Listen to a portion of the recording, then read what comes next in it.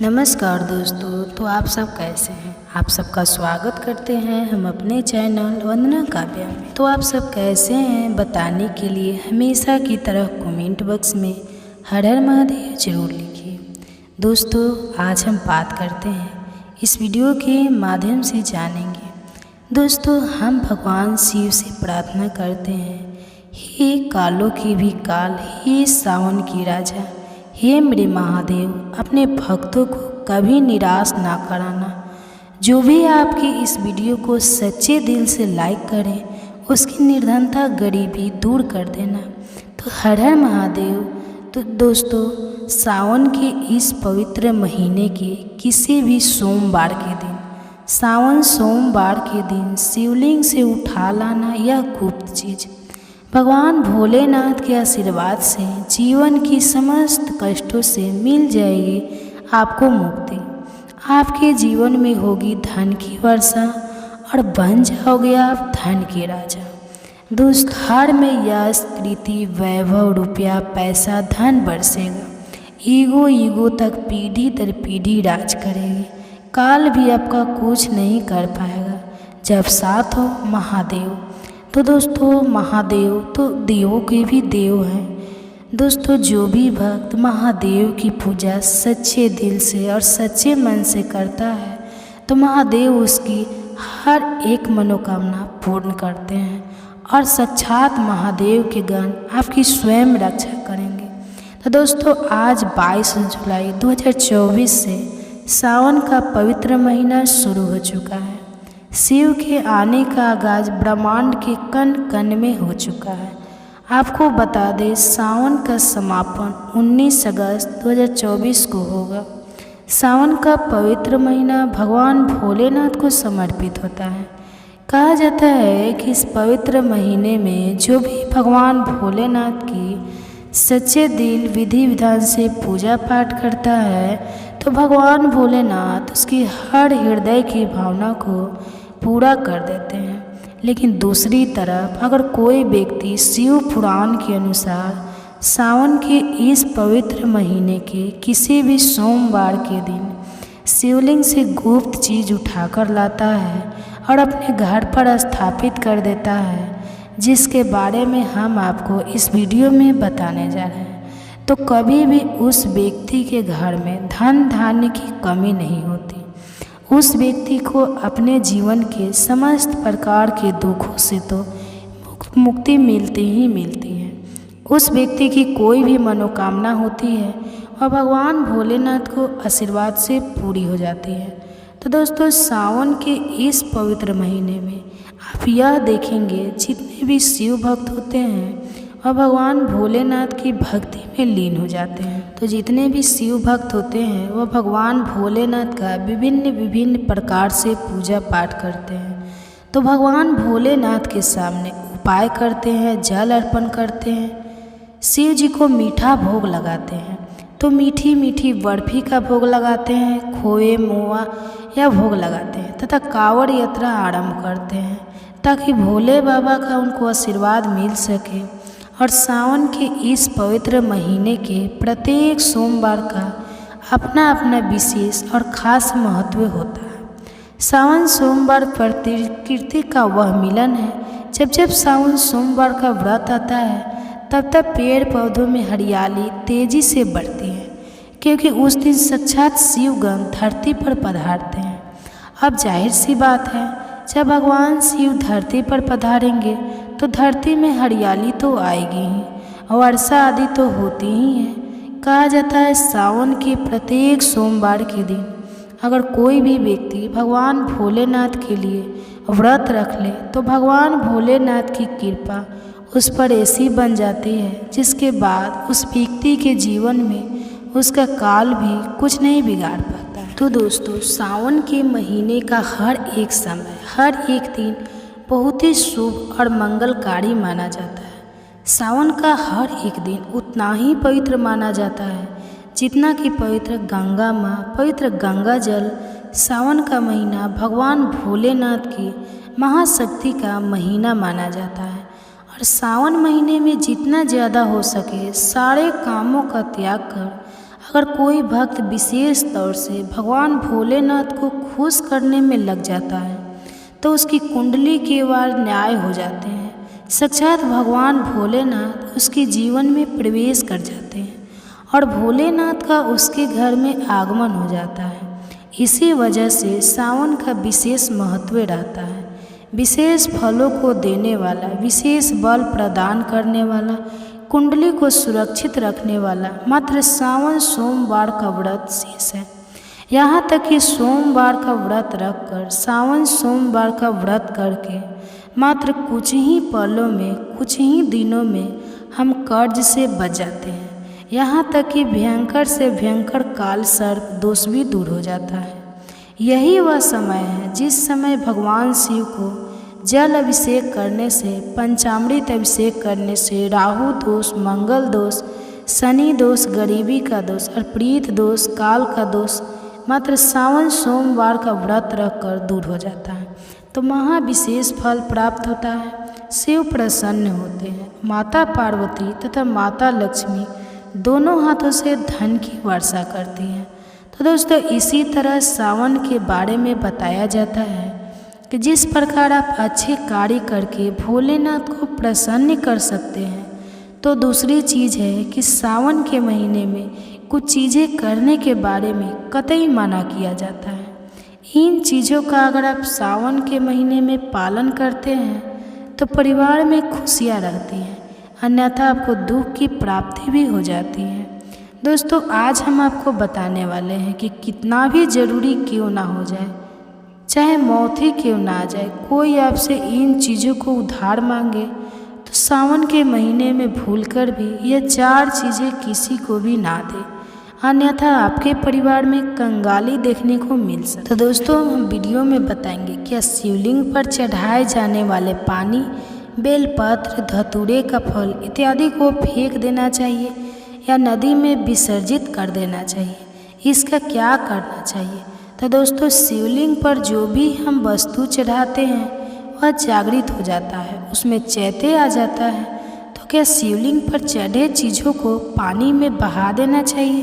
क्या पानी में बहा हुआ देना चाहिए वो अच्छा होता है, या फिर दोस्तों इसका क्या करना चाहिए?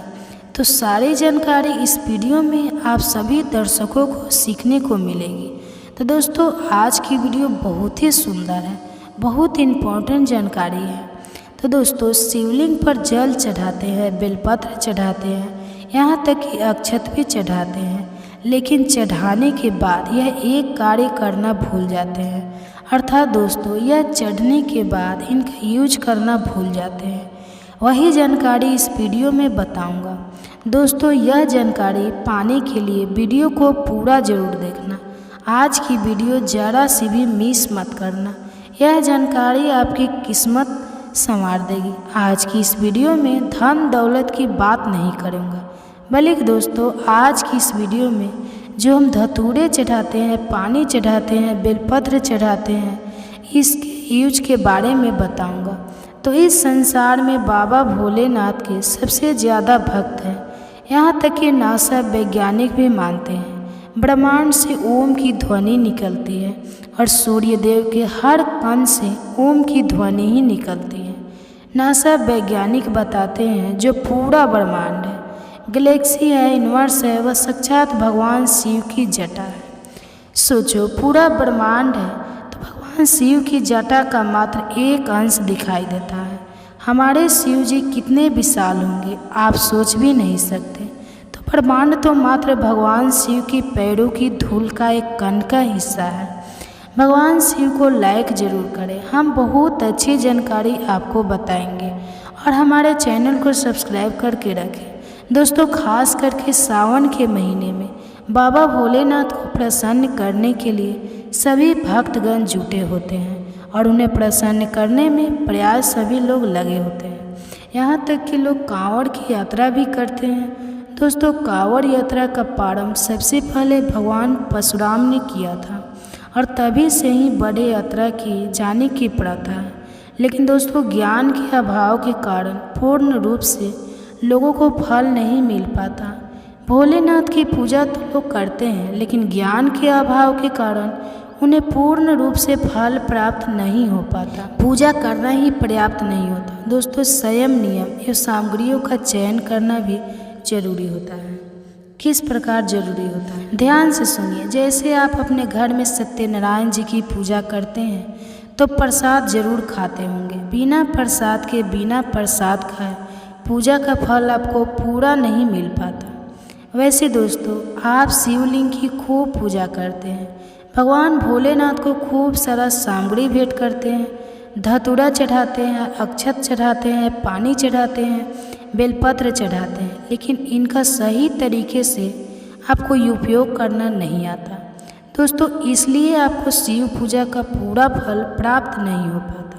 तो आपको थोड़ा सा इस वीडियो को ध्यान से देखना है, ध्यान से सुनना, आपको समझ में आ जाएगा कि शिवलिंग पर भांग, धतूरा, बेलपत्र चढ़ाने के बाद इसका क्या करना चाहिए। देखिए, शिवलिंग पर भांग, धतूरा, जल, बेलपत्र जरूर चढ़ाते हैं, लेकिन क्या आप जानते हैं इन चीज़ों को चढ़ाने के बाद क्या करना चाहिए। इन सभी चीज़ों को खाना चाहिए, पीना चाहिए या संभाल कर रखना चाहिए। आखिर क्या करना चाहिए, नहीं तो आपको बाद में पछताना पड़ता है। अभी जान लीजिए। जैसे कि हम सब बेलपत्र चढ़ाते, तो दोस्तों बेलपत्र को शिवलिंग पर चढ़ाने के बाद क्या इसे बाद में हमें विसर्जित कर देना चाहिए। दूसरे दिन क्या इस प्रकार के बेलपत्र को हम पुनः चढ़ा सकते हैं, तो वीडियो में जान लेते हैं। सर्वप्रथम हम जानते हैं शिवलिंग पर बेलपत्र चढ़ाने के बाद क्या करना चाहिए। बेलपत्र को शिवलिंग पर चढ़ाने के बाद आप दूसरे दिन या उसी समय पूजा में पुनः उपयोग में ला सकते हैं। बेलपत्र को 6 महीने तक, 6 मास तक बासी नहीं माना जाता। जहाँ बेलपत्र उपलब्ध नहीं होती उस स्थान पर बेलपत्र के चूर्ण को शिवलिंग पर चढ़ाए जाने की प्रथा है। सावन भर जितने भी बेलपत्र शिवलिंग पर आप चढ़ाएंगे सबको इकट्ठा कर लेना है और एक पात्र में आपको संग्रह कर लेना है। फिर इसे धूप में सुखा करके सावन के बाद आपको चूर्ण तैयार कर लेना है। एक चूर्ण बना लेना है और यह चूर्ण जब आप बनाएंगे दोस्तों, यह भोलेनाथ जी का प्रसाद हो जाएगा। इसे नित्य थोड़ी मात्रा में घर में पकाए जाने वाले भोजन है उसमें डाल दीजिए। इस भोजन को जो भी ग्रहण करे साक्षात महादेव का आशीर्वाद ही बरसेगा और कभी बीमार नहीं हो पाओगे। तो दोस्तों, बीमारी भी आपको छू नहीं पाएगी, खून में एक नया जोश आ जाएगा। बेलपत्र भरे भोजन को छोटे छोटे बच्चे को खिलाने से उनका विकास तेजी से होता है। बच्चों में होने वाले पेट के रोग, यदि पेट में कीड़े हो जाते हैं तो वह इस भोजन को ग्रहण करने से पेट में कीड़े नहीं पनपते, पाचन क्रिया बढ़ते हैं, तो ये काम करती है, स्वस्थ रहता है शरीर। बेलपत्र का चूर्ण आप जो चाय पीते हैं उस चाय में डाल दीजिए, चुटकी भर छिड़क दीजिए। जो चाय यदि आपको नुकसान करने वाली होगी तो उल्टा आपको फायदा देने लगेगी। जो आप दिनचर्या में जूस पीते हैं उस जूस में डाल दीजिए, खाए जाने वाले भोजन पदार्थों में डाल दीजिए। इससे आपके ऊपर, आपके पूरे परिवार के ऊपर भोलेनाथ की कृपा होगी। घर के जितने भी लोग हैं सबकी उन्नति होगी, मन मस्तिष्क एकाग्र हो जाएगा, रोग एवं व्याधि जड़ से समाप्त हो जाएगी। तो दोस्तों, अधिकतर लोग बेलपत्र को नदी में बहा देते हैं, विसर्जित कर देते हैं। यह भगवान भोलेनाथ जी के प्रसाद होते हैं, कदापि इसे विसर्जित मत करें। शिव की कृपा के लिए इसके बाद आइए अगला जानते हैं। दोस्तों, और भी ज्ञान भरी जानकारी बताने से पहले सभी लोगों से निवेदन करना चाहूँगा, कमेंट बॉक्स में अभी तक जय भोलेनाथ नहीं लिखे हैं तो दोस्तों सच्चे दिल से कमेंट्स बॉक्स में जय भोलेनाथ जरूर लिखें।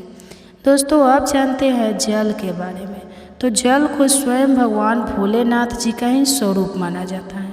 तो भोलेनाथ पर अभिषेक किए जाने वाले जो जल होते हैं, इसे किसी पात्र में प्रतिदिन आप भोलेनाथ जी की शिवलिंग को अभिषेक तो इस जल को किसी पात्र में इकट्ठा करके रखना शुरू कर दें।